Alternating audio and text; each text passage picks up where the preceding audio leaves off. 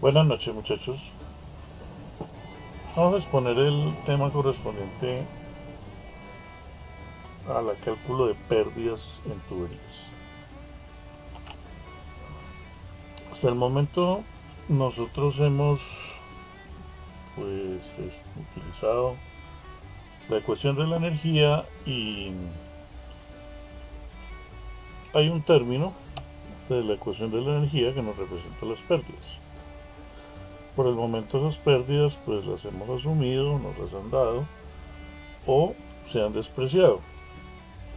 Sin embargo, la idea es aprender a calcularlo, puesto que estas pérdidas nos acercan a la realidad más cercana, por así decirlo, la realidad más estricta de lo que ocurre con un sistema hidráulico. O sea, las pérdidas siempre van a estar presentes, son inherentes a la conducción de un fluido. Esas pérdidas van a depender de la característica del flujo o del fluido en movimiento que yo tenga a través de la tubería. Si yo tengo un flujo cuyo movimiento es, digamos, suave, ordenado, yo puedo, digamos, identificar las líneas de corriente de las partículas y estas se mueven, ¿cierto? O las partículas de las líneas de corriente de las partículas denotan un movimiento ordenado y suave. Estamos en presencia de un flujo laminar. Si por el contrario esas partículas de fluido pues se entrecruzan, se mueven de manera caótica, digamos errática, estaríamos en presencia de un flujo turbulento. Entonces, lo primero que habría que determinar, y de lo cual depende primero o esencialmente la pérdida de energía hidráulica en una tubería, es de si por ella circula fluido en flujo laminar o en flujo turbulento. Digamos que verlo, y cuando digo verlo es asociándolo a el sentido de la vista, pues no existe como mayor problema en identificar un flujo laminar. Podría ser este, ¿cierto? Una zona de flujo laminar en donde pues, se ve que, como en esa imagen de una varita de incienso, se observa que en esta región o en esta región los vapores de incienso suben por el aire de manera ordenada, suave, laminar. Más arriba podemos encontrar pues que se genera una turbulencia, un desorden, un caos en el movimiento, y esa será una región que nosotros podríamos identificar como de flujo turbulento. Bueno, pero entonces, como indicaba anteriormente, para observarlo, o en términos de la observación de un fenómeno u otro, pues es absolutamente inmediato. Es decir, no hay mayor problema o mayor ciencia en identificar qué es un flujo laminar y qué es un flujo turbulento. Sin embargo, pues esta posibilidad de observar el movimiento del fluido no todas las veces la vamos a tener. Pueden haber fluidos que sean opacos, ¿sí? No translúcidos. Pueden haber tuberías que sean opacas, no translúcidas también. Entonces eso nos va a, o nos conllevará a que pues no todas las veces yo tenga la posibilidad de observar, de verificar eso de manera visual.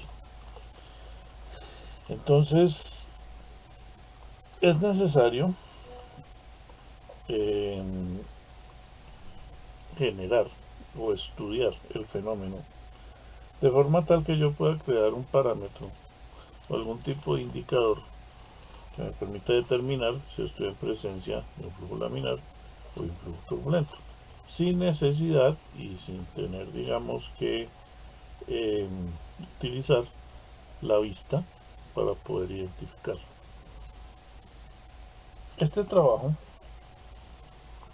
básicamente pues, fue abordado hace ya bastantes años. A lo largo de la presentación vamos a ver que se involucran varios personajes en diferentes momentos de la historia y cada uno pues va haciendo su aporte. El primer personaje que analizó o que abordó, digamos, inició abordando la temática, identificó lo siguiente: a nivel experimental, y por eso, digamos, la anterior diapositiva nos preguntaba o nos indagaba qué debe ser primero, la teoría o la experimentación. Sucede que hay ciertos fenómenos que son difíciles de plantear de una manera, por decirlo así, tradicional. Con unas pocas ecuaciones generar un modelo y sacar una fórmula. Algunos fenómenos requieren que se observe y que a partir de la observación se encuentren como patrones, como digamos características. Entonces, esta primera persona identificó a nivel experimental que los fluidos que tienen poca viscosidad, que son poco viscosos, como por ejemplo el agua, ellos tienden a generar patrones de flujo turbulento. Pareciera como que la fuerza viscosa ayuda, y es lo que sucede en los fluidos de alta viscosidad. La fuerza viscosa ayuda a retener las partículas y obligarlas a moverse de manera ordenada. Entonces, esta situación fue observada por un ingeniero irlandés que se llamaba Sir Osborne Reynolds, que vivió en los años de 1842 a 1912. Él se puso a analizar este fenómeno, fue su trabajo de investigación, su trabajo doctoral, y estableció lo que se conoce como el número de Reynolds, que es básicamente un número adimensional, un grupo adimensional de los muchos que hay en la mecánica de fluidos, y estableció o se establece este número a partir de la relación entre las fuerzas inerciales y las fuerzas viscosas. Como son fuerza sobre fuerza, pues obviamente la relación es adimensional, no tiene unidades, es un grupo adimensional. El número de Reynolds entonces se define como la densidad por la velocidad promedio por el diámetro de la tubería dividido entre la viscosidad dinámica. O, haciendo uso del concepto de viscosidad cinemática, yo puedo redefinir el número de Reynolds como la densidad por la velocidad, o más bien la velocidad por el diámetro sobre la viscosidad cinemática, teniendo presente que la viscosidad cinemática es la razón entre la viscosidad dinámica y la densidad. Entonces esto yo puedo pasarlo aquí abajo y tengo nu, que es mi viscosidad cinemática. Dos expresiones entonces para conocer el número de Reynolds. Bueno, y él fue más allá.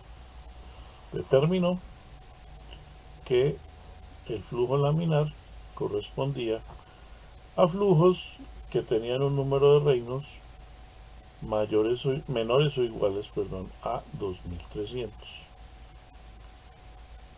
Los flujos turbulentos correspondían a un número de Reynolds superior o igual a 4000 y números de Reynolds que estuvieran entre 2300 y 4000 correspondían a los denominados flujos de transición, es decir, no era como muy simple identificar si era de naturaleza laminar o si era de naturaleza turbulenta.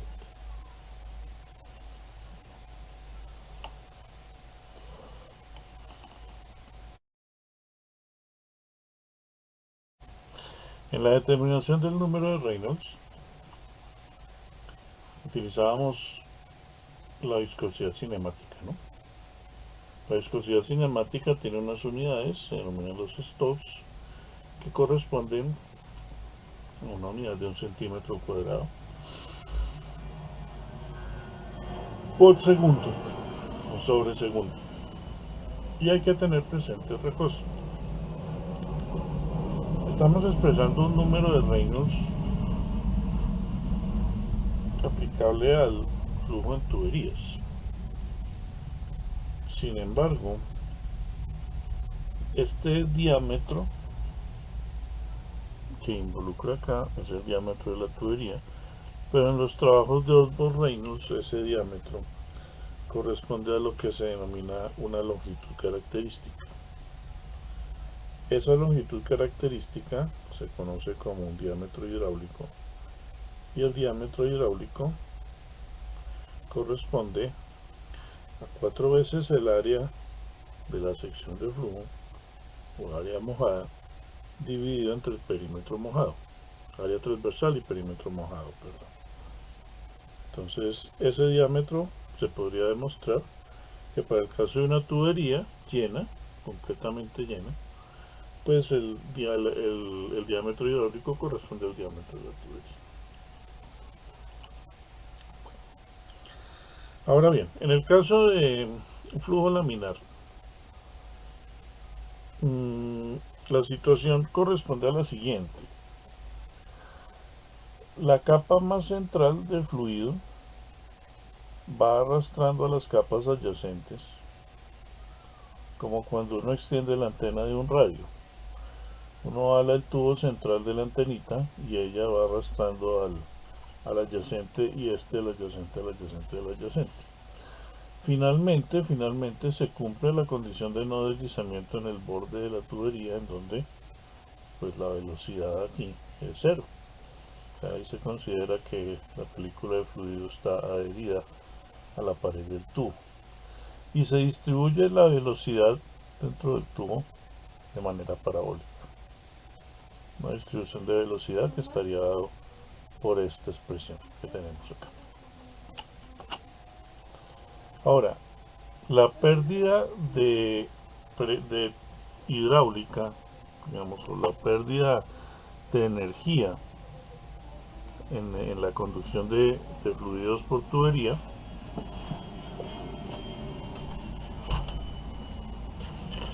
se define como la caída de presión, o sea, la diferencia de presiones que yo tengo al inicio y al final, ¿cierto?, por unidad de longitud. O sea, yo la voy a ver como una caída netamente de presión. Esa es la pérdida que denominamos pérdida hidráulica. Inicialmente, y en el caso de flujo laminar, yo podría establecer que esa pérdida de presión corresponde a estas expresiones que tengo acá. Vamos a analizarlas un poco. La diferencia de presiones entonces en un tubo que conduce un fluido en flujo laminar corresponde a 32 veces mu por L por V promedio sobre E cuadrado. O sea, la caída de presión es proporcional a la viscosidad y tiene borda lógica, ¿no? No es lo mismo bombear o intentar chupar, por ejemplo, un fluido viscoso que un fluido no viscoso o de baja viscosidad. No es lo mismo chupar en un pitillo, por ejemplo, de 1 metro a un pitillo de 10 centímetros. No es lo mismo chupar unos pocos centímetros cúbicos por segundo a intentar establecer un flujo de varios litros por segundo. Y la pérdida se reduce con el cuadrado del diámetro, es decir, si yo aumento el pitillo, obviamente la pérdida va a ser menor, pero al cuadrado, ¿no? Una relación con relación al cuadrado, o sea que si yo aumento el diámetro al doble, la pérdida se reduce en 4 veces, más o menos lo que nos están diciendo ahí. Esta relación la encontraron o se le atribuye a 2 ingenieros, uno alemán y uno francés, y se conoce como la ecuación de Hagen-Poiseuille. Ellos establecieron esta ecuación, o sea, la pueden dejar en términos del caudal, y me permite establecer el caudal a través de una tubería en función de la caída de presión, el diámetro, la viscosidad y la longitud del tubo. Esa caída, o esta ecuación más bien, es una ecuación analítica. Digamos que ellos pudieron establecer un modelo conociendo la distribución de presiones y aplicando básicamente la viscosidad o los esfuerzos cortantes sobre las paredes de fluido que se mueven en el tubo. Es una deducción clásica, no la voy a mostrar, están los libros de mecánica de fluidos, pero sucede que este fenómeno también, y digamos el sentido de esta parte es abordar los fenómenos con ecuaciones que se establecen a partir de trabajo experimental. Entonces, paradójicamente, otro pareja de ingenieros, también uno alemán y uno francés, el ingeniero francés Henri Darcy y el ingeniero alemán Julius Ludwig Weisbach, proponen por trabajo experimental esta ecuación, que se conoce como la ecuación de Darcy-Weisbach. Esta ecuación de Darcy-Weisbach establece que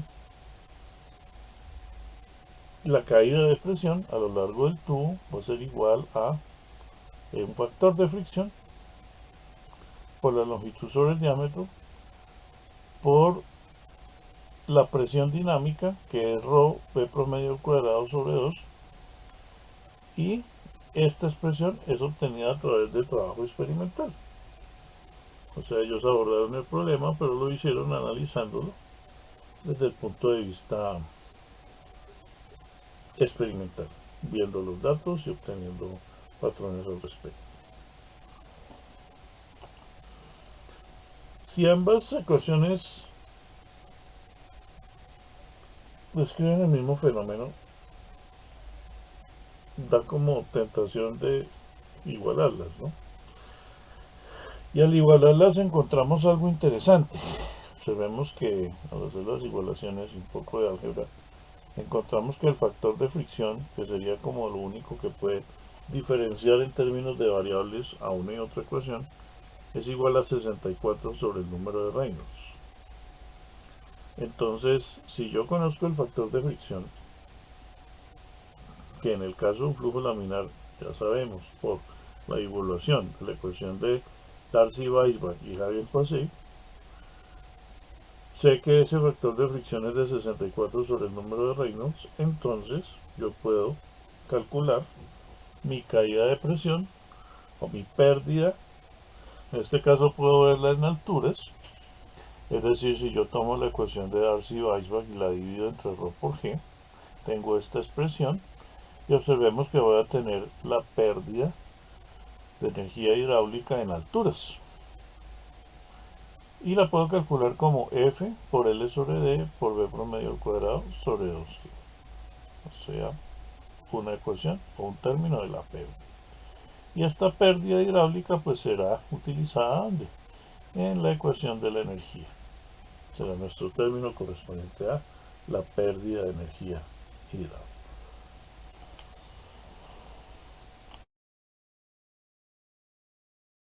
Bueno, para el caso del régimen turbulento, y vuelvo y digamos recuerdo que aquí se están exponiendo los trabajos de varias generaciones de ingenieros y de científicos. Entonces, primero fue Reynolds, después Hagen-Poiseuille y Darcy-Weisbach. Ahora, más o menos, situándonos históricamente, estamos sobre la década de 1920, el siglo XX. Esta parte o el abordaje que digamos que interesaría ahora es el análisis para un flujo turbulento. Ese abordaje lo lo realizó la escuela soviética, la antigua Unión Soviética.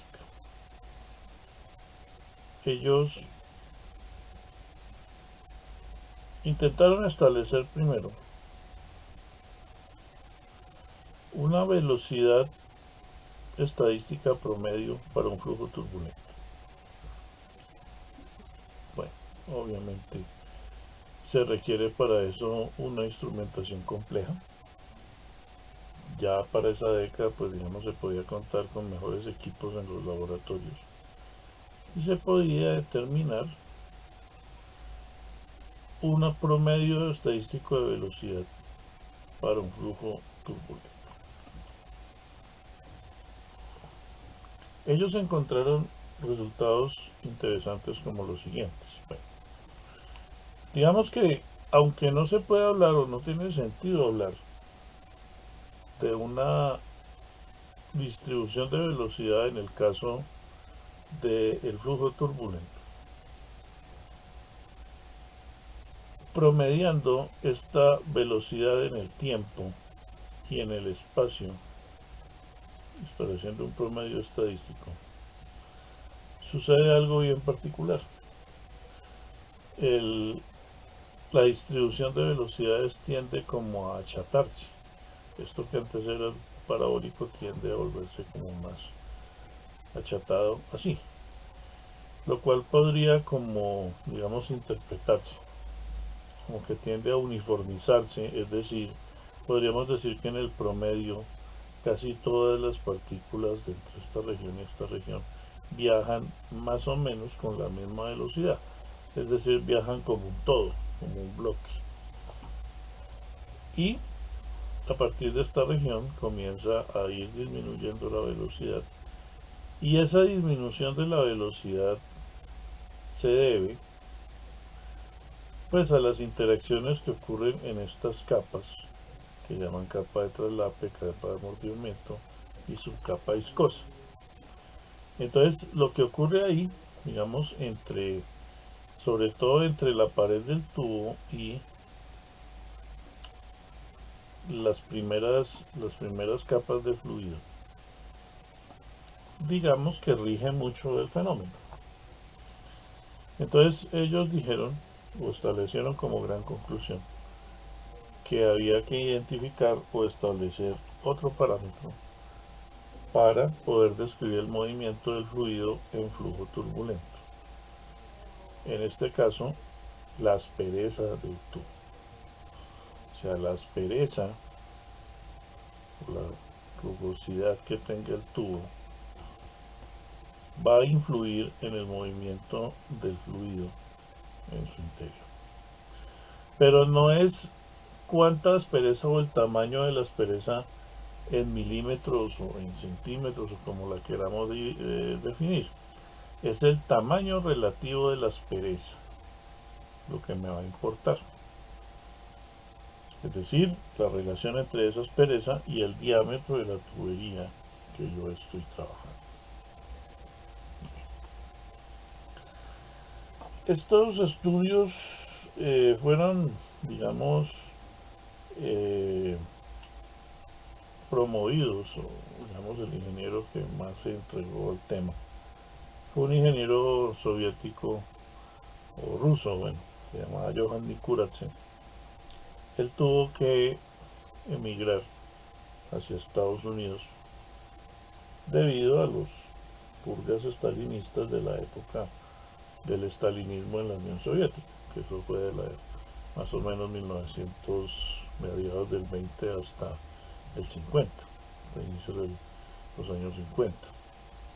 Él huyó de la Unión Soviética, viajó a Estados Unidos, según se cuenta fue un viaje de bastantes penurias, pero pues logró llegar a Estados Unidos. Retomó sus estudios, sus trabajos, los presentó allá. Y entonces científicos que estaban pues trabajando en el tema recogieron todos esos trabajos de Johann Nikuradse. Y bueno, hay que entender que esos trabajos que implicaban. implicaban pues una gran serie de datos, ¿sí? Datos, números, pero ecuaciones no existían, no existían como una expresión que me permitiera calcular algo. En el año 39, un físico inglés llamado Sir Frank Colebrook, él estableció una ecuación también de carácter experimental que relacionaba los parámetros involucrados. Esa ecuación se llama ecuación de Colebrook o ecuación de Colebrook-White, también le dice. Observemos que aquí pues nos retan a despejar el factor de fricción, porque si yo despejara el factor de fricción de la ecuación de Darcy-Weisbach, que es este que tengo acá, pues yo podría aplicar la ecuación de Darcy-Weisbach y calcular la pérdida y se acabó el problema. Lo que sucede es que, pues observemos que de esta expresión que tengo acá es muy complicado despejar f, dejar f en función de los demás parámetros, puesto que f depende del logaritmo de ella misma y de los demás parámetros. Entonces, y no es f, es 1 sobre raíz de f, o sea, f a la menos 0.5. Digamos que no es un trabajo fácil. Y esto era lo que se tenía, y estamos hablando del año 39. Si yo quisiera solucionar esta expresión, o sea, esta ecuación, pues yo podría escribir un programa, ¿cierto? Proponer un código en donde este lado de la ecuación se iguale con este lado de la ecuación y ensayar, iterar, proponer varios, iniciar con uno, ir dándole algún tipo de convergencia hasta que llegue a un punto en el cual este lado de la ecuación se iguale con este lado de la ecuación y entonces el código debe identificar para qué valor de f se logra eso. Eso sería una solución a esta ecuación, que es una ecuación experimental. Año 39. Ni siquiera tenemos equipos de cómputo. Es una operación un poco más que quirotesca. Existen expresiones que pues nos despejan f, que les decía ahorita. La tarea a la que nos retaban, existen expresiones como la ecuación de Hallan. Esta ecuación nos da f aproximadamente, o sea, no es igual, es aproximadamente igual a esta expresión. Y aquí sí ya está explícito, ¿sí? Sin embargo, en esa época, los trabajos de Nikuradse, esbozados o digamos expresados con la ecuación de Colebrook, que eso se demostró que la ecuación de Colebrook describía esos trabajos, los expresaba con muy buena precisión. Entonces, dado el momento histórico, no se podía trabajar con una ecuación, o era muy dispendioso. Entonces se organizó la información por medio de nomogramas, de gráficas. Entonces aparece el denominado diagrama de Moody. El diagrama de Moody pues es un diagrama que nos permite calcular el factor de fricción. Es una representación de la ecuación de Colebrook, ¿sí? Y al encontrar el factor de fricción, bien sea por la ecuación de Colebrook, que ahorita sí tenemos computadores, ahorita sí tenemos herramientas que nos permiten hallar eso. Si yo encuentro f por solucionando esto o por el diagrama de Moody, puedo aplicar la ecuación de Darcy-Weisbach y entonces encuentro el factor de fricción, encuentro la pérdida, ¿sí? El factor de fricción y por ende la pérdida. El diagrama de Moody se trabaja de la siguiente manera. En el eje horizontal, del eje de las X, de las ordenadas, tenemos el número de Reynolds, que se supone que ya lo hemos calculado, ¿Mm? Como previamente lo tenemos, porque sabemos que estaba en proceso de flujo laminar o turbulento, entonces el número de Reynolds se establece acá. Estas curvas de acá representan lo que se llama la aspereza relativa o tamaño relativo de la aspereza, es decir, es una relación de epsilon sobre d. Si yo trazo el número, donde está el número de Reynolds, mi número de Reynolds, trazo una vertical y veo por dónde cruza una de las curvas de aspereza relativa que están por acá, voy a encontrar un punto de intersección que si lo proyecto aquí sobre el eje vertical, o sea, el eje de las abscisas, entonces voy a leer el factor de fricción. Y es la manera como se utiliza el diagrama de Moody. Sin embargo, el diagrama de Moody es una herramienta gráfica que nos permite pues hacer una primera aproximación, ¿no? Un primer acercamiento. Pero no soluciona del todo muy bien, porque por ser una herramienta gráfica está, digamos, sometida o inherente a ella, hay temas de precisión que nos pueden afectar la lectura. Entonces, si requiere una lectura más precisa, hay que solucionar la ecuación de Colebrook. Esa ecuación de Colebrook es solucionable actualmente con los equipos de cálculo que tenemos o con las calculadoras, con una hoja de Excel, pero también se puede utilizar el diagrama de Moody para calcular el factor de fricción. Y calculando el factor de fricción, entonces se aplica la ecuación de Darcy-Weisbach y se obtiene la pérdida.